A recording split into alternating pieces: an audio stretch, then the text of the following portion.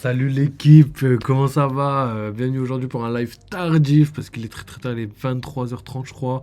Évidemment parce qu'aujourd'hui c'est la sortie des spoils complets. Les spoils complets sont sortis il y a quoi une demi-heure, hein. J'ai juste eu le temps de les remettre sur Discord pour qu'on puisse les lire ensemble tout simplement pour les rendre dispo à la commu. Donc voilà les gars, aujourd'hui comme vous avez capté on va faire ça.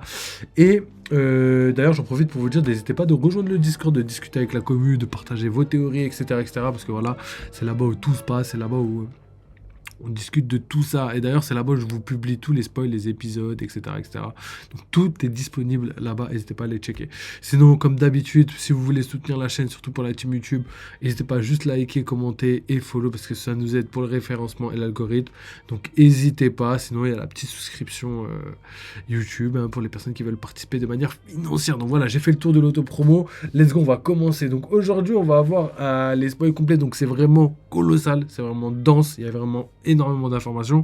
On a des réponses par rapport à ce qu'on avait lu hier. Et évidemment, il manque beaucoup de choses. Et j'aimerais aussi dire qu'il y a beaucoup de choses qui ont été, on va dire, déformées soit par la traduction, soit par les leakers, parce que c'est pas tout à fait exactement ce qu'on avait compris hier, évidemment. Donc c'est comme ça, c'est les spoils. C'est toutes les semaines la même chose. Donc je pense qu'on devrait même pas tarder et rentrer direct dans le vif du sujet. Donc j'espère que vous êtes bien prêts. Normalement, voilà, je mets ça. Et c'est parti. Donc voilà, le chapitre, c'est le 1122 qui s'appelle « Quand le moment sera venu ». Donc c'est parti les gars. On commence par, on l'avait déjà lu, mais là il y a plus de détails. Cover du chapitre, donc c'est Eiichiro Oda, donc qui a fait une illustration de Smoker que Koei Horikoshi, donc l'auteur de My Hero Academia, lui avait envoyé il y a 22 ans. Oda l'a fait en guise d'adieu car son manga My Hero Academia se termine la semaine prochaine. Donc voilà les gars, pour moi je vous avais déjà dit que j'avais fini le manga et je pensais que le dernier chapitre était déjà sorti, enfin j'en étais pas sûr, mais en tout cas tout ce qui est combat final etc., etc., tout est fini et là en fait on voit un petit peu ce qui se passe après la période de guerre, la période de trouble. Donc voilà, tout est terminé. Et on va regarder la semaine prochaine ce qui se passe pour voilà, lire le dernier chapitre hein, de MHA. Donc voilà, on n'en parle pas trop sur la chaîne, mais voilà, c'était pour vous dire que j'ai fini le manga et que voilà, il mérite d'être lu. Donc n'hésitez pas, surtout en plus qu'on est dans les épisodes, on est quand même très très loin, hein. On n'est pas loin de la fin, donc si jamais vous suivez les épisodes, les derniers sortis en date, vous pouvez reprendre les scans assez facilement et terminer le manga assez rapidement. Donc voilà pour ça. La suite. On commence donc le chapitre. Le chapitre commence avec davantage de réactions venant du monde entier, comme par exemple Dressrosa. Les gens ont peur que leur pays sombre sous la mer, tandis que les pirates pensent déjà qu'il y a une chance qu'ils puissent dominer le monde. Donc ça c'est intéressant, pourquoi? Parce que voilà, théorie confirmée, c'est des choses que je vous avais dit, le message de Vegapunk va changer énormément la mentalité des gens, et je pense qu'il y aura une répercussion directe et immédiate après les événements de Egghead sur le monde entier, c'est-à-dire que je vous avais parlé d'Exode, les personnes qui veulent changer d'île, peut-être aller en hauteur, les réfugiés climatiques, voilà.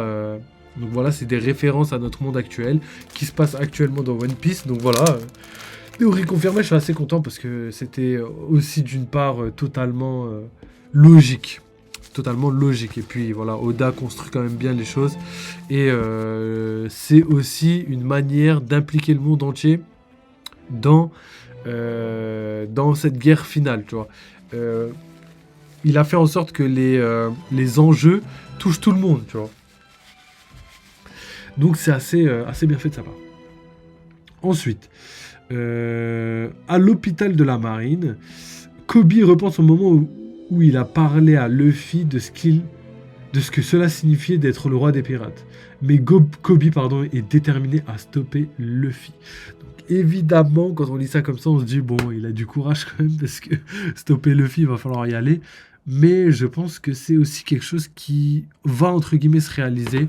Je dirais pas arrêter Luffy, mais il va être un rempart plus tard, hein, bien sûr, je passe pour la fin du manga. Je pense qu'à la fin du manga, il sera un rempart suffisant pour stopper les actions de piraterie de pirates tels que Luffy. Mais pour moi, ce sera plus quelque chose comme Garp, qui potentiellement, pour Luffy, ce sera pas vraiment la même relation. Je pense pas qu'il y aura des combats où il y en a même des combats égaux tout court. Mais je pense que Kobe deviendra le symbole qui permettra de stopper n'importe quel personnage de One Piece pour justement le stopper dans ses affaires. Je pense que personne va pouvoir vraiment le battre en 1v1. Je termine ma phrase. Parce que il aurait trop... Enfin, personne n'arrivera à battre Kobe en 1v1 sans y laisser des plumes. Voilà, c'est ça que je voulais dire. Ça ne veut pas dire que Kobe est invincible à la fin du manga et que personne ne pourra le battre. Ça voudra juste dire que ce sera un rempart suffisant pour stopper les actions des pirates. Tu vois. Je le vois un petit peu comme ça. Un petit peu comme Rayleigh qui arrive à stopper, entre guillemets, Barbe Noire, alors qu'il est vraiment beaucoup moins puissant que Barbe Noire. Donc voilà, vous voyez un petit peu l'image que je veux retranscrire par rapport à ça. Et pour moi, je pense que ce sera quelque chose de ce type-là.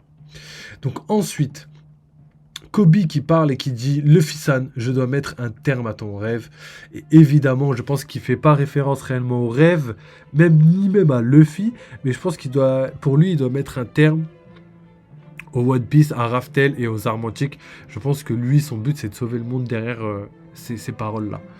Donc pour moi, c'est clairement... il parle de Luffy parce que c'est le rêve de Luffy, mais il parle du rêve de Luffy parce que ce rêve-là est trop dangereux pour lui. C'est comme ça que je le vois. Ensuite, vers l'île de Kalai Bali, Baggy parle à tous ses subordonnés. Donc Baggy dit « Le monde sera à moi. Ne soyons pas ridicules, il sera à nous. » Tous les membres de la Cross Guild applaudissent Baggy, tandis que Crocodile lui ordonne avec colère de retourner à l'intérieur et de s'asseoir. Et par conséquent, il retourne à l'intérieur et s'assoit. Donc ça, c'est assez intéressant parce que voilà, Baggy continue contre toute attente de mettre feu aux poudres, ce qu'il faisait pas du tout avant. C'est-à-dire que là, on dirait qu'il a changé un petit peu de mindset. Je pense qu'il y a quelque chose qui l'a fait changer. On l'a vu dans les précédents... dans les précédents scans où ce qu'il voulait c'était aller chercher le One Piece, et là on a encore cette image de Baggy qui veut rien lâcher, et on l'a vu dans la dernière page du chapitre de la semaine d'avant, pas dernière mais la semaine d'avant, que justement Baggy était parmi donc les 4 personnages les plus importants de la page, de la double page même je dirais, de par son statut d'empereur, mais aussi parce que voilà, je pense qu'il a un intérêt logique à agir étant donné que c'est subordonné de Roger, et c'est aussi le personnage principal enfin pas le principal mais le personnage préféré d'Oda. Donc quand on prend toutes ces informations en compte, on sait qu'il va avoir un rôle crucial, même si c'est pas un rôle tel que un combattant de légende, non, mais je pense quand même qu'il va avoir un rôle crucial. Sachant qu'en plus, son plus grand pouvoir, c'est ce que Mihawk avait dit à Marineford, c'est le fait de pouvoir rassembler énormément de gens. C'était le plus grand pouvoir de Luffy. Donc là, quand on voit que Baggy a le même pouvoir, on comprend assez facilement que Baggy pourra potentiellement avoir un pouvoir qui surpasse potentiellement juste la force brute, la force physique ou les pouvoirs acquis au fruit du démon. Donc ça... c'était pour l'analyse. On continue. On a donc Katarina, Devon et Van Augure qui sont de retour sur l'île de la Ruche. Devon appelle Teach pour parler de Caribou. Donc ça, c'est intéressant. Pourquoi ? Parce que ça nous donne énormément d'informations. Quelles informations on pourrait tirer de tout ça ? Tout simplement que déjà, la Ruche et Egghead, il y a moins d'1 jour de trajet. Donc c'est une île qui est très très proche dans le Nouveau Monde. C'est pas une île qui est très très loin. Elle est aussi proche que Elbaf, on va dire. Pourquoi ? Parce que voilà, les géants, ils ont mis autant de temps pour faire Elbaf, Egghead, que la Ruche, que Katarina Devon a mis de temps pour rentrer à la Ruche. Donc ça nous donne un petit peu des informations au niveau géographique, au niveau de déplacement. La Ruche, c'est vraiment à côté. Donc la Ruche, c'est aussi à côté d'Elbaf. Quand on prend ces informations en compte, on peut les garder dans un coin de notre tête pour se dire que potentiellement il pourrait se passer quelque chose. Comme quoi, par exemple, Shanks qui va à la rencontre de Barbe Noire, très possible, parce que c'est à côté. Barbe Noire qui vient sur Elbaf, très possible, parce que c'est juste à côté. Donc voilà, c'est des choses, des informations qui servent à nous donner un petit peu des localisations, des distances.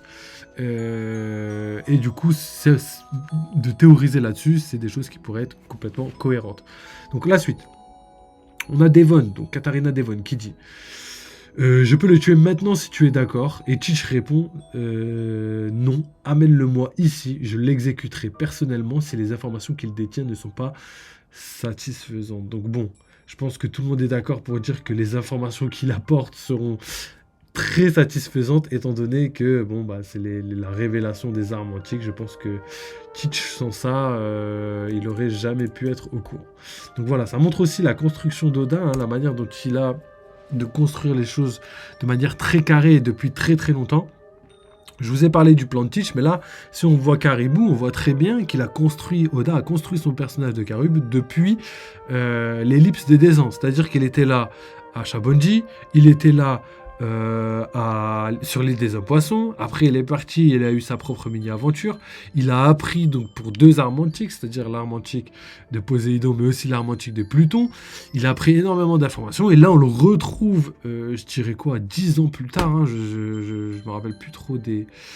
même plus que ça, 2014, donc c'était 2010, je pense, hein, ça fait 14 ans plus tard, IRL, sur l'île d'Egghead, et du coup maintenant à la ruche, qui va révéler des informations qu'on avait appris 14 ans en arrière. Donc ça vous montre un petit peu la manière dont Oda construit ses personnages. C'est pour ça que je vous dis que Barbe Noire, la construction de Barbe Noire, elle est pareille, mais de manière beaucoup plus pertinente et plus construite. Il n'y a pas que 2-3 informations, il y a énormément d'informations. Je vous ai parlé de son plan, le fait que depuis tout petit, il dort pas, donc il s'instruit. Il a appris sûrement la plupart des fruits du démon, il les connaît peut-être par cœur, même je dirais sûrement par cœur. Il connaît aussi énormément de choses, niveau stratégie, même au niveau de son plan, la manière dont il a élaboré son plan, il a tout échafaudé. Il était sur le navire de Barbe Blanche, il savait qu'il fallait pas qu'il fasse de bruit pour éviter d'être remarqué. Après ça, pardon, il est parti récupérer son fruit du démon en tuant un commandant de l'équipage de Barbe Blanche, hein, c'est ça, le numéro 4, donc ça vous donne aussi la puissance, ça vous donne aussi un petit niveau de puissance auquel il pourrait appartenir, hein, c'est quand même... à l'époque, il avait toujours pas de fruits, donc il a réussi à tuer Satch sans fruit du démon, donc ensuite il a glow up grâce à son fruit et est devenu beaucoup plus puissant. Ensuite, après ça, son fruit lui a permis de capturer Ace et de le vendre à la marine en échange du titre de Shichibukai, le titre qui lui a servi à aller à la prison Dimple Down pour libérer les prisonniers du 6e cercle. Après ça, il est parti à Marijois pour récupérer le fruit de Barbe Blanche et le tuer par la même occasion, ce qui lui a donné le titre d'empereur qu'il a utilisé pour conquérir un territoire qui est la ruche, et aujourd'hui, son but, c'est de rendre la ruche viable pour devenir un pays membre du gouvernement mondial, étape dans son plan qui, je pense, sera une des étapes qui vont servir à réaliser son rêve, qui est devenir le roi du monde. Et pourquoi c'est pertinent? Parce que dans l'épisode, on l'a vu, d'après ses propres paroles, il l'a dit très clairement, je ne changerai pas de plan. Dès qu'il a appris que Kobe, c'était un membre du SWORD, et que du coup, la marine ne ferait pas en sorte de le récupérer, et il a clairement dit que dans tous les cas, il ne changerait pas son plan. Et retournement de situation, qu'est-ce qui se passe? Kobe est libéré, Garp est capturé, et là, cette fois-ci, Garp, c'est le symbole de la marine, c'est le héros de la marine. Le fait qu'un pirate puisse le tuer, ça entacherait tellement la réputation de la marine que le gouvernement mondial n'aura d'autre choix que d'accepter sa requête pour rejoindre le gouvernement mondial, et c'est ce qui lui permettra d'accéder encore une fois à une marche supplémentaire dans l'escalier qui va mener jusqu'à son titre du roi du monde. Ce qui est pour moi la suite logique des événements. Donc vous voyez que la construction d'Oda, rien n'est mis au hasard. Tout a été teasé dès le début, tout est méticuleusement bien rodé, et je pense que là, il n'y a rien qui peut l'arrêter pour aller jusqu'à son titre du roi du monde. Ce que Luffy... D'ailleurs, le parallèle avec Luffy est énorme, parce que voilà, Luffy s'est construit de la même manière, voire même plus construit encore. Et au final, lui, Luffy, son but, c'est de devenir roi des pirates. Et justement, les deux, accélèrent et courent vers la même vers des directions opposées, mais sur la même trajectoire. Et ils sont tous les deux au même titre, entre guillemets. Donc ils ont tous les deux le même nombre de poneglyphes, ils sont tous les deux à peu près au même stade de développement, c'est-à-dire au niveau de l'acquisition du One Piece, sont au même stade. Et au niveau puissance et vu de l'extérieur, on va dire, hein, pour l'instant, ils sont à peu près de la même puissance, même si je pense sincèrement que Barbe Noire est au-dessus. Je pense que Barbe Noire actuellement est l'homme le plus fort de tout One Piece. Donc voilà, je vous le dis, je pense que les gens qui sont assidus sur la chaîne le savent. Pas parce que j'aime Barbe Noire, hein, je juge jamais le manga par rapport à ce que j'aime. Je juge seulement par rapport aux informations qui ont été données. Et pour moi, c'est clairement des informations qui priment pour l'instant. C'est Shanks qui le dit lui-même que Barbe Noire est très très fort. Oda montre à quel point Barbe Noire est important. On l'a vu encore dans la dernière page du chapitre dernier.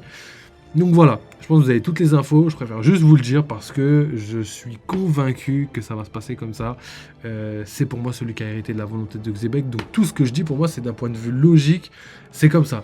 Pour moi, les seules raisons pour lesquelles on veut pas que Barbe Noire, enfin, on pense pas que Barbe Noire va devenir l'antagoniste final entre guillemets du manga, c'est juste parce que potentiellement on veut pas. C'est vraiment c'est vraiment qu'on veut pas qu'il soit l'antagoniste final. Pourquoi? Parce que on veut un antagoniste badass, etc., etc. Et pour moi, c'est pas sur le physique qu'on doit jouer. Et Oda nous l'a montré énormément de fois. Les plus badass souvent sont pas les plus puissants. Enfin, à part peut-être pour Kaido ou pour quelques personnes comme ça. Quand on voit Big Mom, par exemple, qui est pas badass, hein, mais qui quand même fait le taf. Et pour être la femme la plus puissante du monde, elle a quand même eu un traitement quand même pas mal. Et les fans comprennent un petit peu la puissance qu'elle représente, malgré le fait que ce soit pas le type d'ennemi qu'on aurait voulu avoir en termes physiques. On a appris à apprécier aussi la manière de faire des personnages différents, tu vois. Surtout que One Piece, c'est quand même un manga où les personnages sont vraiment, vraiment, vraiment tous très différents. Juste à regarder l'équipage de Barbe Noire qui se trouve juste ici, vous voyez qu'il y en a plein qui sont physiquement peut-être pas badass, mais qui sont parmi les hommes les plus forts du monde. Donc voilà. On termine avec ça et on va continuer avec la suite. On est à la partie 3.